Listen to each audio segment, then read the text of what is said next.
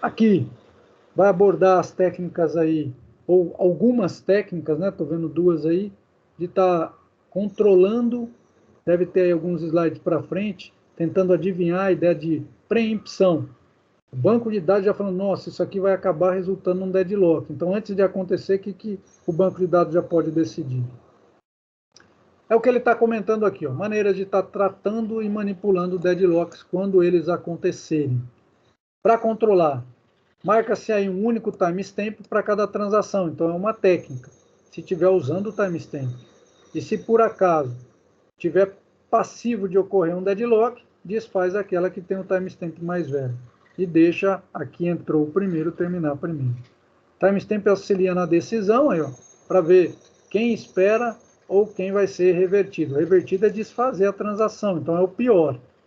Essa espera, a princípio, pode não ser a pior, mas se essa espera cair na ideia da inanição, de ficar esperando, esperando, esperando e não entra em execução, então a técnica também não foi legal para aquele processamento daquela empresa.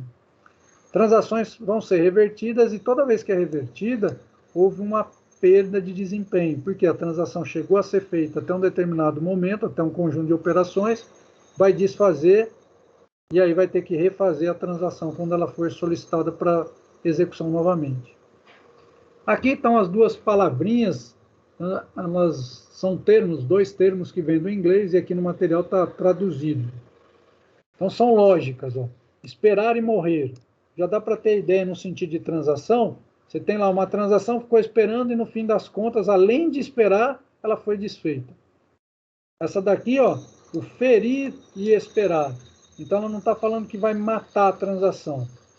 Ela de repente vai ter um tempo de espera e nessa espera ela pode ser longa, mas ela não vai ser refeita. Ela vai continuar para tentar ser feita. Olhando em detalhes o que estivesse passando aqui, ó, vamos ver aí para fugir dessas duas expressões lógicas aqui. Então tá lá. Ó.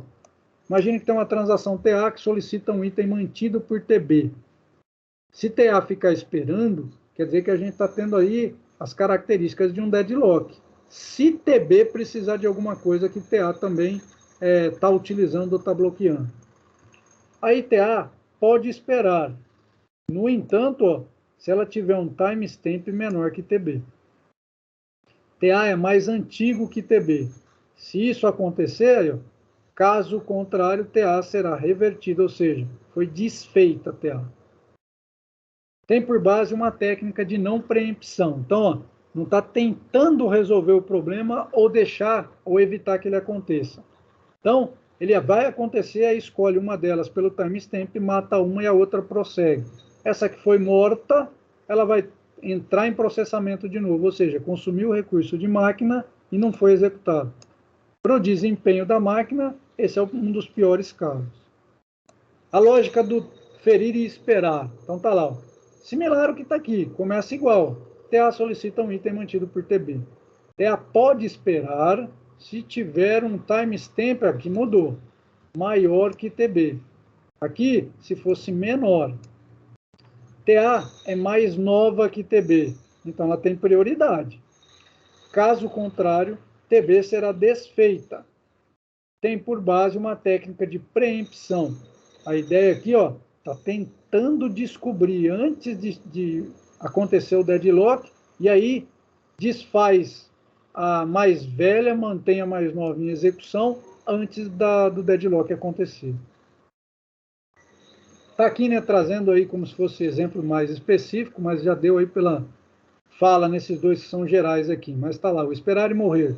Se uma transação T9 solicita um item dado mantido por T8, então T9 perdeu. Ela é mais antiga que T8. Perdeu é o quê? Perdeu tempo, consumiu recurso de máquina. Por quê? Porque ela vai morrer, ou seja, vai ser desfeita. Aferir e esperar. Se T7 solicita um item de dado mantido por T8, T7 é um cara mais novo. Então, o item de dado será liberado para T8, que será desfeita. Se T9 solicitar um item de dado mantido por T8, ou ao contrário, primeiro o menor precisava do que estava com o maior. Aqui agora você tem um maior está solicitando um item mantido pelo menor. Então, quem vai esperar? A maior. Dando uma olhada no que ele explica aqui, ó, estamos ainda agora nesses 3 slides aqui com foco aonde? Tratar deadlock. Aqui, mais alternativa. Primeiro, né, ele está usando uma expressão legal, que essa representação em losango, para quem trabalha com banco de dados, e deadlock não é só problema para banco, é também para o processamento concorrente. Esse losango é a ideia aí, é um nome clássico do deadlock resultado, ou tentando adivinhar que ele vai acontecer. Deixa eu ver se tem um desenho aqui. Tem. Então, aproveitando a ideia aqui, já olhando para o desenho, ó, imagine aqui, você tem a T3, a T5, a T7 e a T8 que estão ativas. Só que a T3 está esperando o T5, algo que T5 bloqueou. T5 está esperando algo de T8. E a T3 também está esperando algo de T7. T8 está esperando algo de T7. A ideia, olhando por essa marcação que está em laranja, é a representação em losango. Então, isso aqui, ó, se o banco de dados está vendo que está se aproximando dessa característica aqui, ele já tem que escolher alguém para ser desfeito, senão ele vai chegar no deadlock. Usar aí algoritmos para fazer essa detecção e, de maneira preemptiva, precavida, evitar o deadlock acontecer.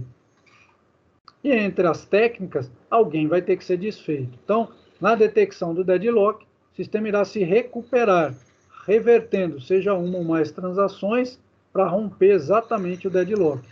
Para todo mundo não ficar parado esperando numa situação que fosse aí de impasse sem solução.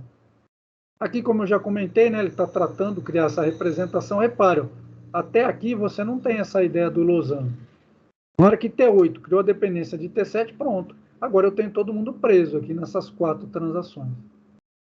Aí, se fosse por timestamp, que vem até aqui falando já a aplicação da timestamp, ele vai ter que olhar qual delas precisa terminar primeiro. Essa. Se é essa, ele precisa escolher, porque senão ele fala assim, ó, desfaz a T8. Não, mas a T5, a T7 depende da T5. Ixi, então agora nós vamos ter que desfazer mais uma.